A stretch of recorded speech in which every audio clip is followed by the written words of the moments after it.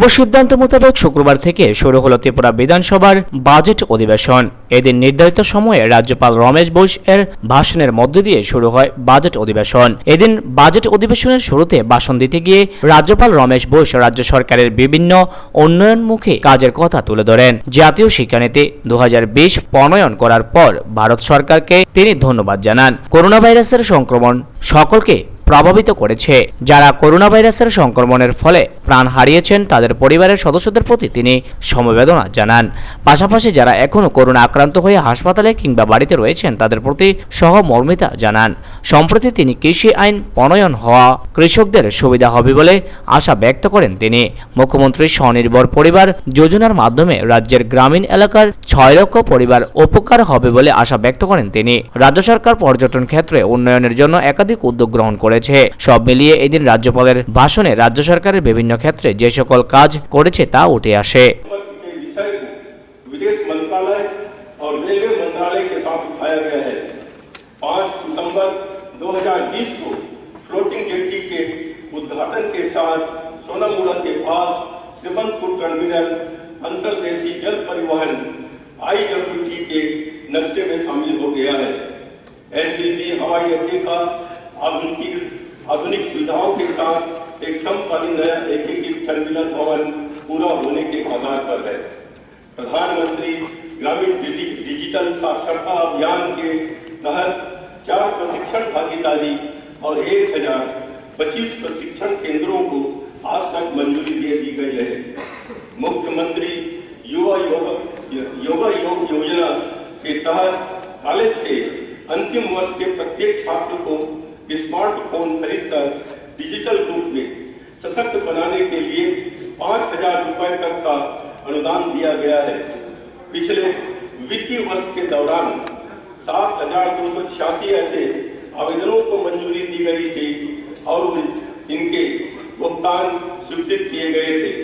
सरकार द्वारा ई district, e procurement और ई ऑफिस जैसे पोर्टलों के माध्यम से ई सेवा प्रदान की जा रही है।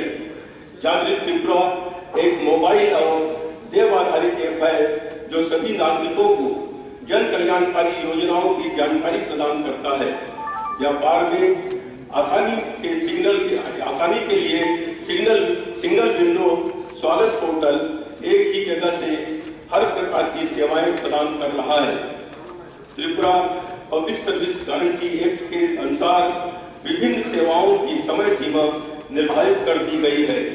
मेरी सरकार अनुसूचित जनजाति, अनुसूचित जाति, अन्य पिछड़ा वर्ग और अल्पसंख्यक वर्ग से जुड़े लोगों के सामाजिक और आर्थिक उत्थान के लिए कड़ी मेहनत कर रही है। उन्हें मुख्य धारा में लाने के लिए प्री मैट्रिक और पोस्ट मैट्रिक छात्रवृत्ति, बोर्डिंग हाउस स्टाइपेंड और अन्य सहायताएं नियमित रूप से प्रदान की जा रही है। राज्य के जनजाति समुदाय के लोगों के सांस्कृतिक संरक्षण और उनकी भाषा को बढ़ावा देने के लिए विभिन्न कदम उठाए गए हैं। आदिवासी कल्याण विभाग का नाम बदलकर स्थानीय भाषा में जनजाति कल्याण विभाग कर दिया गया है। हाल ही में राज्य मंत्रिमंडल ने TTADC का नाम बदलकर त्रिपुरा टेरिटोरियल काउंसिल करने का निर्णय लिया है और इस संबंध में केंद्र सरकार को एक प्रस्ताव भी भेजा गया है। तहत विपणन किया जा रहा है। 1,000 बांस कारीगरों को इन वस्तुओं के उत्पादन के लिए प्रशिक्षित किया जा रहा है। जुलाई 2020 के दौरान भारत के माननीय प्रधानमंत्री अपने मन की बात कार्यक्रम में इस प्रयास को सराहा गया है। अगर टिक्लेरिया मार्केसिस त्रिपुरा का राज्य वृक्ष है जो कि मूल्यवान पदार्थ अगर पैदा करता है। राज्य सरकार ने अनुमानित 51 लाख अगर पेड़ों से होने वाले उत्पाद के विपणन के लिए विस्तृत योजना बनाई है। माननीय प्रधानमंत्री जी के वोकल फॉर लोकल प्रयास को बढ़ावा देने के लिए राज्य सरकार जनजाति व स्थानीय समुदाय के द्वारा बने हाथ करघा और हस्तशिल्प उत्पादों के उत्पादन और विपणन पर जोर दे रही है। भारत हैंडलूम ब्रांड के तहत पारंपरिक रेशा की ब्रांडिंग के लिए कदम उठाए गए हैं। आंगनबाड़ी और आशा कर्मियों को हैंडलूम आधारित वर्दी प्रदान की जा रही है। मेरी सरकार ने मॉडल राज्य के सपने को साकार करने के लिए शिक्षा क्षेत्र को विकसित करने पर अत्यधिक जोर दिया है। शिक्षक की गुणवत्ता सुधार के लिए नई नई योजनाएं शुरू की गई है। इनमें से कुछ प्रमुख है। पहला, युवाओं को आईएएस परीक्षा की तैयारी में मदद के लिए लक्ष्य नामक एक नई छात्रवृत्ति योजना शुरू की गई है। सभी 22 सामान्य डिग्री कॉलेजों में केंद्रीकृत ऑनलाइन प्रवेश प्रणाली शुरू की गई है। जो छात्र 2 विषयों में असफल हो जाते हैं वो बछड़ बचाओ परीक्षा के तहत 2 महीने के भीतर फिर से परीक्षा के लिए बैठ सकते हैं। 62 बंगाली मीडियम स्कूलों को लागू करने के लिए मैं भारत सरकार को धन्यवाद प्रकट करता हूं। देश की शिक्षा व्यवस्था के विकास के लिए यह एक व्यापक कदम है। नई शिक्षा नीति भारत की शिक्षा व्यवस्था को एक नई दिशा प्रदान करेगी। बीते 1 वर्ष में कोविड-19 के चलते हमारे दैनिक जीवन में भारी बदलाव आया है। इसने देश, दुनिया समेत हमारे राज्य त्रिपुरा को भी सबको प्रभावित किया है। कोविड से जान गंवाने वाले लोगों के प्रति गहरा दुख प्रकट करता हूं और उनके परिवार व रिश्तेदारों के प्रति सहानुभूति व्यक्त करता हूं।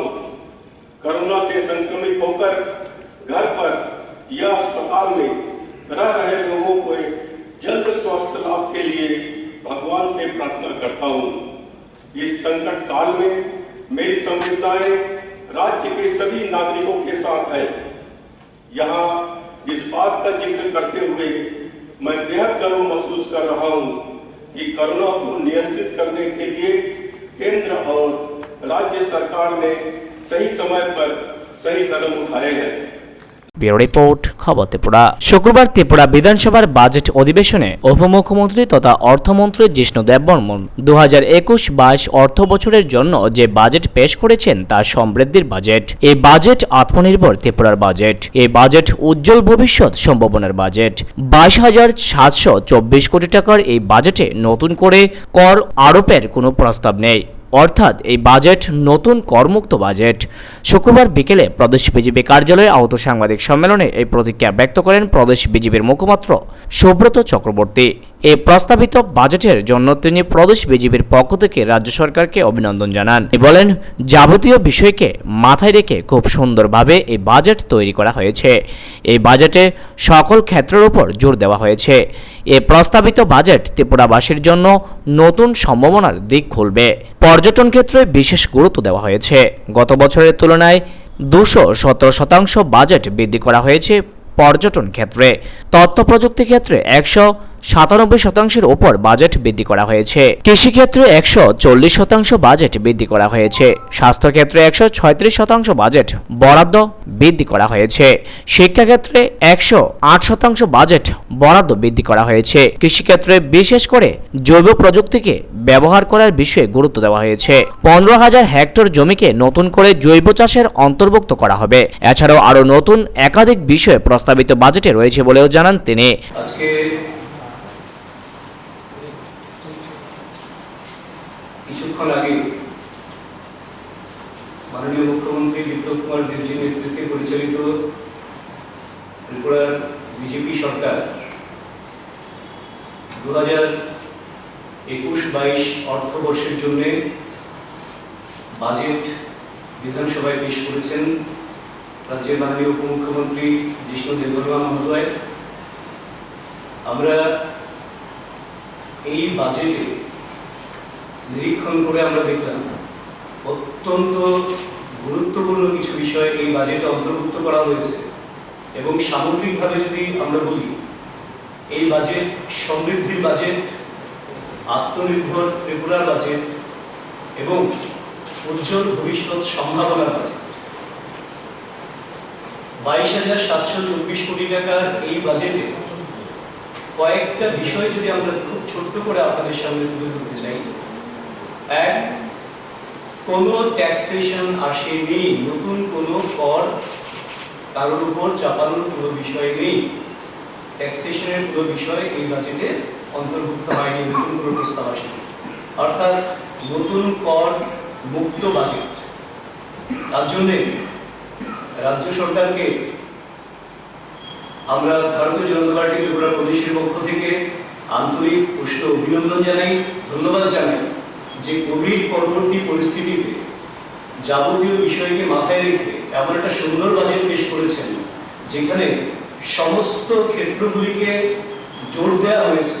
শিক্ষা বলুন, স্বাস্থ্য বলুন, পরিকাঠামো বলুন, কৃষক এবং গ্রামোন্নয়ন বলুন, নগর উন্নয়ন বলুন, কিংবা জব ক্রিয়েটার হওয়ার জন্য কর্মসংস্থান, এবং সেই সঙ্গে মানুষের সামগ্রিক জীবনমান উন্নয়নে উন্নত এবং আধুনিক প্রযুক্তির ব্যবহার সহ বিভিন্ন বিষয়ে সম্পূর্ণ গুরুত্ব দিয়ে এমন একটা বাজেট উপস্থাপন করেছেন, বিধানসভায় পেশ করেছেন মাননীয় উপমুখ্যমন্ত্রী মহোদয়, যে বাজেট আগামী দিনে ত্রিপুরার মানুষের কাছে একটা নতুন সম্ভাবনার দিগন্ত খুলবে। এর মধ্যে আমরা ছোট ছোট কয়েকটা বিষয় উল্লেখ করতে চাই। ট্যুরিজম সেক্টরে এবার অর্থাৎ পর্যটন ক্ষেত্রে বিশেষ গুরুত্ব আরোপ করা হয়েছে। গত বছরের তুলনায় 2020-21 যে বাজেট, তার তুলনায় 217% বাজেট বৃদ্ধি হয়েছে ট্যুরিজম সেক্টরে। ইনফরমেশন টেকনোলজি সেক্টরে 197% উপর বাজেট বৃদ্ধি করা হয়েছে। এগ্রিকালচার এবং অ্যালাইড সেক্টরে 140% উপর বাজেট বরাদ্দ বৃদ্ধি হয়েছে। হেলথ সেক্টরে 136% বাজেট বরাদ্দ বৃদ্ধি হয়েছে এবং এডুকেশন সেক্টরে 108.9% বাজেট বরাদ্দ গতবারের তুলনায় বৃদ্ধি হয়েছে। এবং এই বৃদ্ধি যে হয়েছে, এগ্রিকালচার সেক্টরের সবচেয়ে গুরুত্বপূর্ণ বিষয় যেটা ডেভেলপমেন্ট অ্যান্ড গ্রিন টেকনোলজি মানে জৈব প্রযুক্তিকে ব্যবহার করে যাতে মানুষের কোনো ক্ষতি না হয়, যাতে সাস্টেইনেবল ডেভেলপমেন্ট হয়, সেই বিষয়টাকে এনশিওর করার জন্য বাজেটে প্রস্তাব করা হয়েছে। এবং সেই লক্ষ্যকে অর্জন করার জন্য 15,000 হেক্টর নতুন জমিকে অর্গানিক ফার্মিং এর অন্তর্ভুক্ত করা হবে, যেটা বর্তমানে মাত্র 6,000 হেক্টর রয়েছে। এইটা যেমন একটা গুরুত্বপূর্ণ দিক, ঠিক তেমনি মোবাইল প্ল্যানেটারি একটা নতুন বিষয় ত্রিপুরার জন্য, যাতে করে আমাদের যে পরবর্তী প্রজন্মের ছেলেমেয়েরা রয়েছে তাদের বৈজ্ঞানিক দৃষ্টিভঙ্গির প্রসারের জন্য 10টা মোবাইল প্ল্যানেটোরিয়া ভ্যান ত্রিপুরায় চালু হবে এবং এটা বিভিন্ন জায়গায় ঘুরবে। এই মোবাইল প্ল্যানেটোরিয়ার বিষয়টা হচ্ছে যেখানে একটা ভ্যানের মধ্যে মহাকাশ সম্পর্কে, নক্ষত্র জগৎ সম্পর্কে আমরা যেমন প্ল্যানেটোরিয়াম দেখি, সেই সমস্ত বিষয়ে তাদেরকে তাদের যে উৎসাহ উদ্দীপনা, তাদের যে কোয়েরি রয়েছে, তাদের যে জানতে চাওয়া, জ্ঞান পিপাসা, সেইটা মেটানো এবং সঙ্গে সঙ্গে সেই জগতের সঙ্গে তাদের পরিচয় করিয়ে দিয়ে তাদেরকে নতুন ভাবে বৈজ্ঞানিক মানসিকতায় উদ্বুদ্ধ করার জন্য এই একটা প্রকল্প পরিকল্পনা নেওয়া হয়েছে।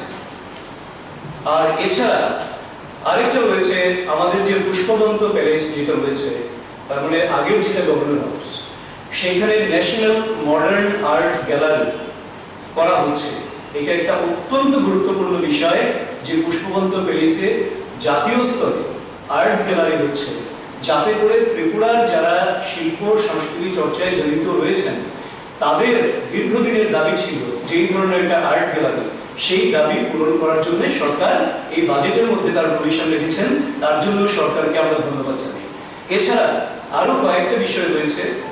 Chief ministers model village scheme, অর্থাৎ আমাদের যারা বিধায়করা রয়েছেন, বিধায়করা ওনাদের যে নির্বাচন ক্ষেত্র, সেই ক্ষেত্রে কোনো একটা গ্রামকে বেছে নেবেন, যেই গ্রামে সমস্ত স্বাভাবিক সুযোগ সুবিধার পাশাপাশি অত্যাধুনিক সুযোগ সুবিধা তাদেরকে দেয়া হবে এবং তাদের জীবন মানের পরিবর্তন করে সেই গ্রামটাকে একটা মডেল গ্রাম হিসেবে, যেখানে সমস্ত ধরনের সুযোগ সুবিধা এরা পাচ্ছেন, সেই জায়গায় এটাকে পৌঁছে দিতে হবে। 3 বছর লক্ষ্যমাত্রা তার জন্য ধার্য করা হয়েছে। সেই সঙ্গে চিফ মিনিস্টার্স স্বনির্ভর পরিবার যোজনা, এই স্বনির্ভর পরিবার যোজনায় রাজ্যে 6 লক্ষ ফ্যামিলিকে, পরিবারকে তার অন্তর্ভুক্ত করা হবে এবং এই স্বনির্ভর পরিবার যোজনা যেটা রয়েছে সেখানে তাদের যে বেসিক যে নিডস রয়েছে তার পাশাপাশি তাদের নিউট্রিশনাল নিডস যেটা রয়েছে পুষ্টিগত যে চাহিদা রয়েছে সেইটা মেটানো এবং সেই সঙ্গে অন্যান্য সমস্ত চাহিদা মেটানোর পাশাপাশি একটা সামগ্রিক উন্নয়নের জন্য এই 6 লক্ষ পরিবারের জন্য বিশেষ পরিকল্পনা গ্রহণ করেছেন এবং তার জন্য বাজেটে প্রভিশন রাখা হয়েছে। আরেকটা গুরুত্বপূর্ণ বিষয় হচ্ছে ত্রিপুরাতে প্রথম একটা স্কুল অফ এক্সেলেন্স হচ্ছে, যেখানে 12-এর যে সমস্ত সায়েন্সের ছেলেমেয়েরা আমাদের রয়েছে তাদের মধ্যে 100 জন ছেলে মেয়েকে ওই স্কুল অফ এক্সেলেন্সে তাদের কোচিং এর ব্যবস্থা করা হবে, পড়াশোনার ব্যবস্থা করা হবে। তার জন্য পুনের দক্ষিণা ফাউন্ডেশনের সঙ্গে একটা কোলাবোরেশন হয়েছে এবং এই 100 জন স্টুডেন্ট যে সেখানে পড়াশোনা করবে সেখানে 100% যে আমাদের রোস্টার রয়েছে সেই রোস্টার মেনটেন করেই তাদেরকে নির্বাচন করা হবে এবং তারা ইঞ্জিনিয়ারিং কিংবা মেডিকেল থেকে শুরু করে উচ্চশিক্ষার জন্য সেখানে কোচিং নেবেন এবং তাদের জন্য আলাদা হোস্টেলের ব্যবস্থা করা হবে ছেলেদের জন্য এবং মেয়েদের জন্য, সঙ্গে তাদের পড়াশোনার খরচ থেকে শুরু করে লজিং ফিডিং থেকে শুরু করে সবকিছু ফ্রি দেয়া হবে সেখানে, যাতে করে আমাদের পরবর্তী প্রজন্মের একটা যে হায়ার স্টাডির জন্য একটা নতুন দিগন্ত সেখানে উন্মোচিত হবে। এই প্রভিশন এই বাজেটে রয়েছে। সাংবাদিক সম্মেলনে সুব্রত চক্রবর্তীর সাথে উপস্থিত ছিলেন প্রদেশ বিজেপির সাধারণ সম্পাদক টিঙ্কু রায় সহ অন্যান্যরা। ব্যুরো রিপোর্ট, খবর ত্রিপুরা। রাজ্যের অর্থনীতির গ্রোথ যেন বৃদ্ধি পায় সেই বিষয়টিকে মাথায় রেখে 2021-22 অর্থ বছরের জন্য বাজেট তৈরি করা হয়েছে। 2021-22 অর্থ বছরের জন্য প্রস্তাবিত বাজেট ব্যয় বরাদ্দ ধরা হয়েছে 22,724.50 কোটি টাকা। এই বাজেটে ঘাটতি রয়েছে 773.43 কোটি টাকা। করোনা পরিস্থিতির কথা মাথায় রেখে মানুষের কাছে যেন টাকা যায় তার জন্য এই বাজেট তৈরি করা হয়েছে। রাজ্যের শিক্ষা, স্বাস্থ্য, পর্যটন, কৃষিক্ষেত্রের উপর বিশেষ গুরুত্ব দেওয়া হয়েছে। এইবারের বাজেটে নতুন করে কোনো কর আরোপের প্রস্তাব রাখা হয়নি। শুক্রবার বিধানসভায় 2021-22 অর্থ বছরের জন্য প্রস্তাবিত বাজেট পেশ করার পর বিধানসভার প্রেস কর্নারে সাংবাদিক সম্মেলন করে এই প্রতিক্রিয়া ব্যক্ত করেন রাজ্যের উপমুখ্যমন্ত্রী তথা অর্থমন্ত্রী জিষ্ণু দেববর্মন। সাথে ছিলেন অর্থ দপ্তরের প্রধান সচিব সহ অন্যান্য আধিকারিকরা। সাংবাদিক সম্মেলনে উপমুখ্যমন্ত্রী তথা অর্থমন্ত্রী জিষ্ণু দেববর্মন বলেন, প্রস্তাবিত বাজেটে নতুন নতুন বেশ কিছু প্রকল্পের বিষয়ে উল্লেখ রয়েছে। সেই সকল প্রকল্পগুলির বিষয়েও সাংবাদিক সম্মেলনে তুলে ধরেন তিনি।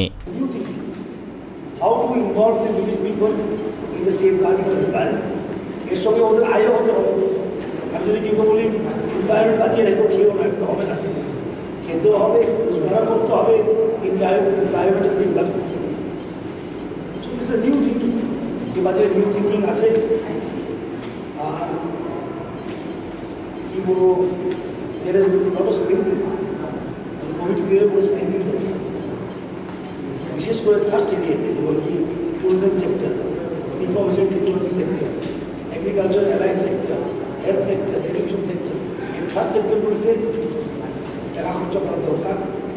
সরকার তাৎপর্য করেন। কোভিডের সময় আপনাদের জানেন আমরা যতটুকু পারা যায় ত্রিপুরা সরকার ততটুকু খরচ করেছে। এই জন্য কোনো রুরাল ডিস্ট্রেস হয়নি।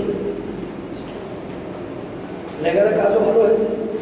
যে যাই বলো খুব ভালো হয়েছে লেগারের কাজ। আমি যতটুকু জানা আছে আমার লেগাতে মনে লেবার এপিটিসে আমরা second all India, Mizoram first. Mizoram আমাদের 1 লক্ষ কার্ড, 4.5 আছে, ঠিক না? আমরা সেকেন্ড অল ইন্ডিয়া এমজিএন লেগার লেবারে। সুতরাং এই জন্য ডিস্ট্রেস হয়নি এবার। এর সঙ্গে যারা কী বলে এনজিও ছিল, মানুষ যারা সিটিজেনরা ছিল, নাগরিকরা স্বতঃস্ফূর্তভাবে দান দিয়েছে। গভর্নমেন্টও কাজ করেছে, সমাজও কাজ করেছে। তাই কোভিডের সময় এখানে কোনো ডিস্ট্রেস হয়নি। অনেকখানে ডিস্ট্রেস দেখেছি আমাদের, বিশেষ করে রুরাল সেক্টরে অনেক ডিস্ট্রেস দেখেছি, কিন্তু ত্রিপুরাতে ডিস্ট্রেস হয়নি। সেটাই বোঝা যায় যে ম্যানেজমেন্ট ভালো ছিল। বলেই তো পরিচয়ের কাছে, বলেই পরিচয়ের কাছে। COVID is under control, COVID is under control. উনি হেলথ সেক্রেটারি, উনি জানেন, উনি health secretary. COVID is under control, there is no financial distress. সেটা দিয়ে বোঝা যায় আজকে যে কোভিড কন্ট্রোল অতিমারির সময় ত্রিপুরা সরকার সঠিক পদক্ষেপ নিয়েছে সঠিক সময়। ব্যুরো রিপোর্ট, খবর ত্রিপুরা। অপ্রত্যাশিতভাবে শুক্রবার ত্রিপুরা বিধানসভার বাজেট অধিবেশনে 2021-22 অর্থ বছরের জন্য প্রস্তাবিত বাজেট পেশ করেন উপমুখ্যমন্ত্রী জিষ্ণু দেববর্মন। 2021-22 অর্থ বছরের জন্য প্রস্তাবিত বাজেট পেশ করার আগে উপমুখ্যমন্ত্রী জিষ্ণু দেববর্মন 2021-22 অর্থ বছরের জন্য অতিরিক্ত ব্যয় বরাদ্দের প্রস্তাব পেশ করেন। তারপর তিনি শুরু করেন বাজেট ভাষণ। বাজেট ভাষণের শেষে উপমুখ্যমন্ত্রী জিষ্ণু দেববর্মন স্পষ্ট বলেন, 2021-22 অর্থ বছরের জন্য প্রস্তাবিত বাজেটে নতুন করে কর আরোপের কোনো প্রস্তাব নেই। উন্নত কর ব্যবস্থাপনার মাধ্যমে রাজ্যের আয় বাড়ানো হবে। 2021-22 অর্থ বছরের জন্য প্রস্তাবিত বাজেটে রাজ্যের নিজস্ব কর বাবদ রাজস্ব সংগ্রহের পরিমাণ 2412 কোটি টাকা ধরা হয়েছে। কর বহির্ভূত রাজস্ব সংগ্রহের পরিমাণ 349 কোটি টাকা ধরা হয়েছে। কেন্দ্রীয় সরকার থেকে মোট প্রাপ্তির পরিমাণ 15,595.09 কোটি টাকা ধরা হয়েছে। 2021-22 অর্থ বছরের জন্য প্রস্তাবিত বাজেটে মোট ঋণের পরিমাণ 3,493.98 কোটি টাকা ধরা হয়েছে। 2021-22 অর্থ বছরের জন্য প্রস্তাবিত বাজেটে রাজস্ব খাতে মোট আয় ধরা হয়েছে 18,556.09 কোটি টাকা। ব্যয় ধরা হয়েছে 20,073.24 কোটি টাকা। এক্ষেত্রে ঘাটতি 1,617.15 কোটি টাকা।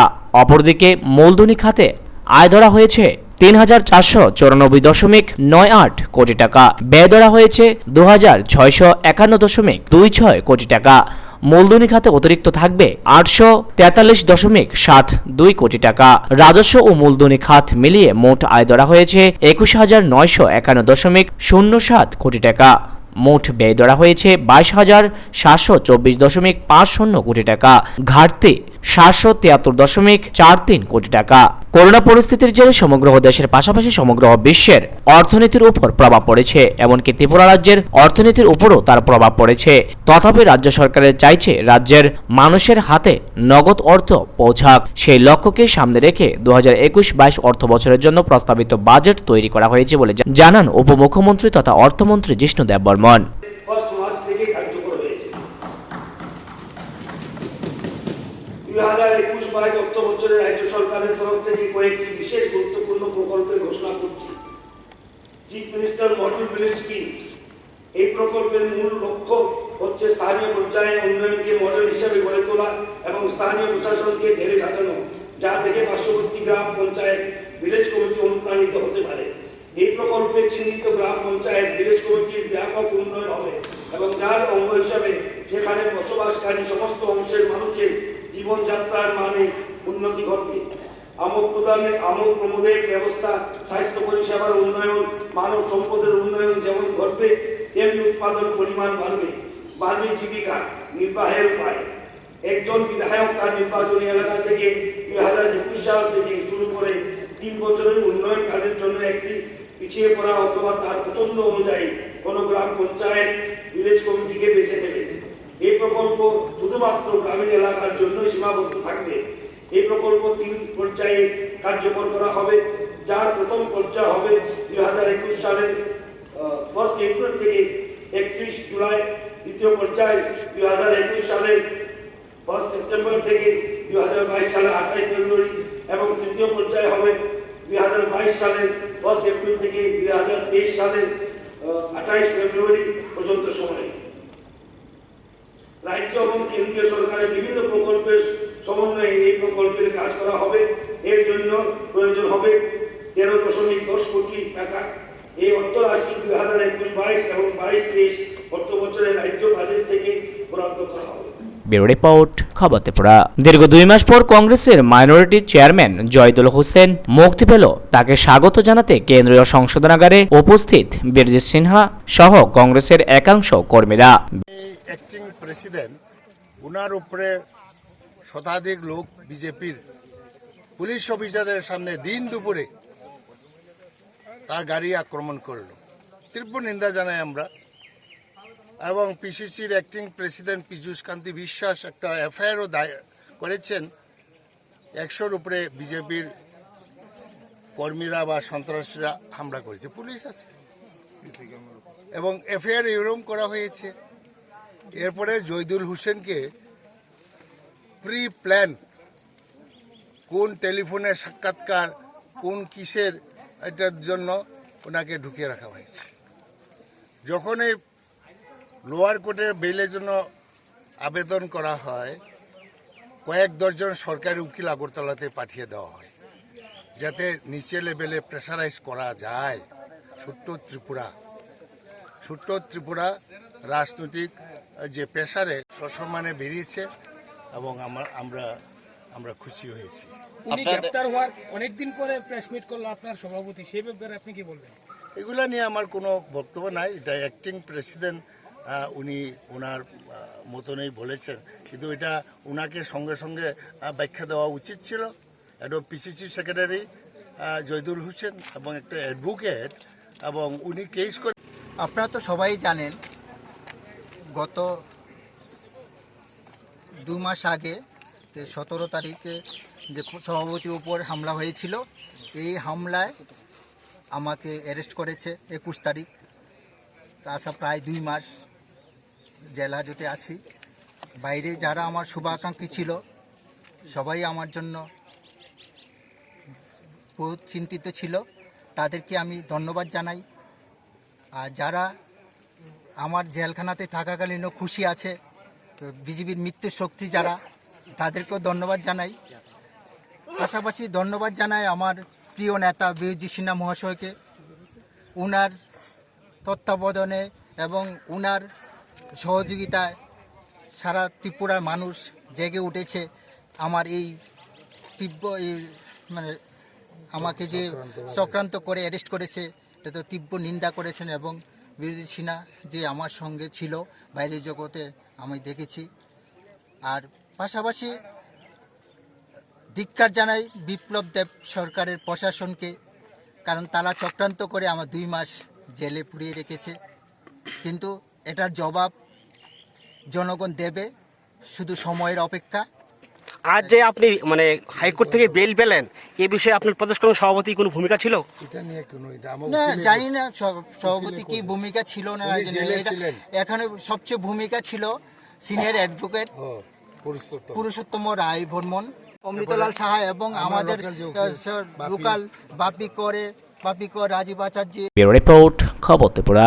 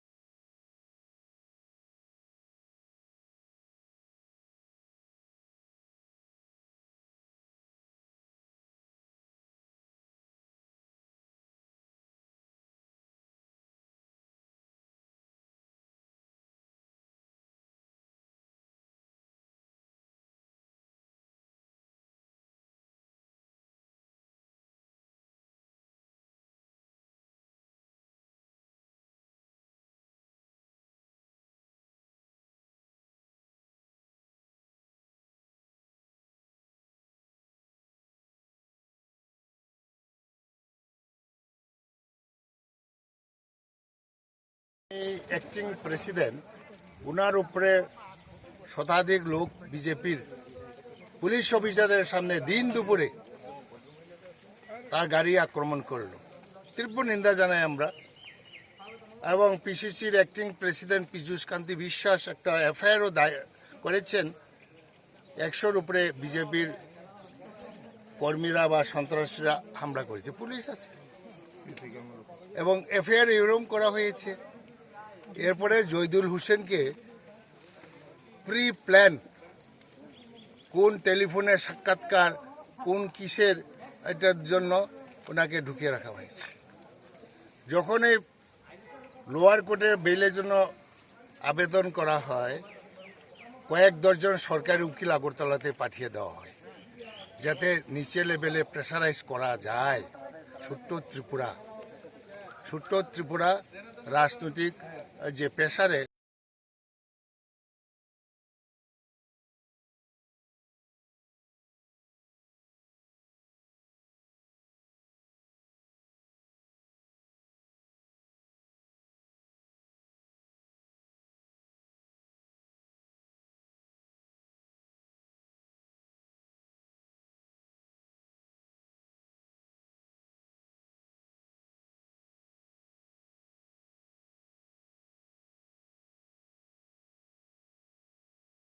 সসম্মানে বেরিয়েছে এবং আমরা খুশি হয়েছি।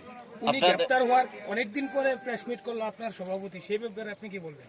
এগুলা নিয়ে আমার কোনো বক্তব্য নাই। এটা অ্যাক্টিং প্রেসিডেন্ট, উনি ওনার মতনই বলেছেন, কিন্তু এটা ওনাকে সঙ্গে সঙ্গে ব্যাখ্যা দেওয়া উচিত ছিল। একদম পিসিসি সেক্রেটারি জয়দুল হোসেন এবং একটা অ্যাডভোকেট, এবং উনি কেস করেছেন বিজেপি।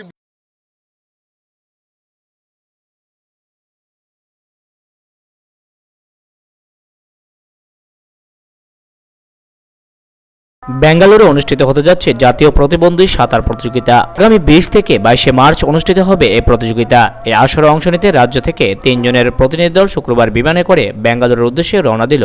রাজ্য ত্যাগের পূর্বে এদিন রাজ্যের 3 প্রতিবন্ধী সাঁতারুকে উমাকান্ত সুইমিং পুলের সামনে সংবর্ধনা জ্ঞাপন করা হয়। সংবর্ধনা জ্ঞাপন করেন স্পোর্টস কাউন্সিলের জয়েন্ট সেক্রেটারি সরোজ চক্রবর্তী, রাজ্য প্যারা অলিম্পিকের সহসভাপতি মৃণাল কান্ত্রী, কোচ দীপক দাস সহ লিচুবাগান আর্মি ক্যাম্পের সিইও।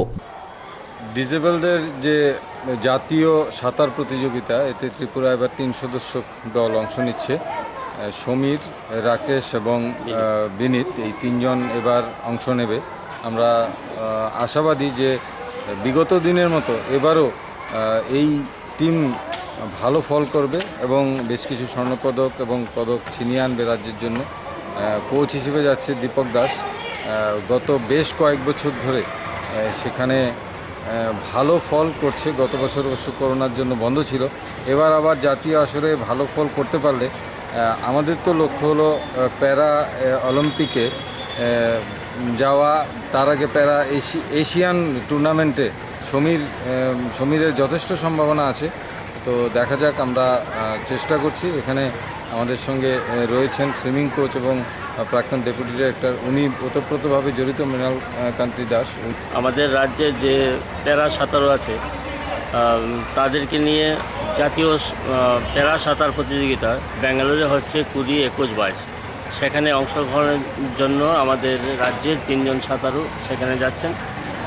আমরা আশাবাদী যে অন্যান্য বছরে না তারা ভালো ফল করবেন এবং ত্রিপুরার নাম উজ্জ্বল করবেন।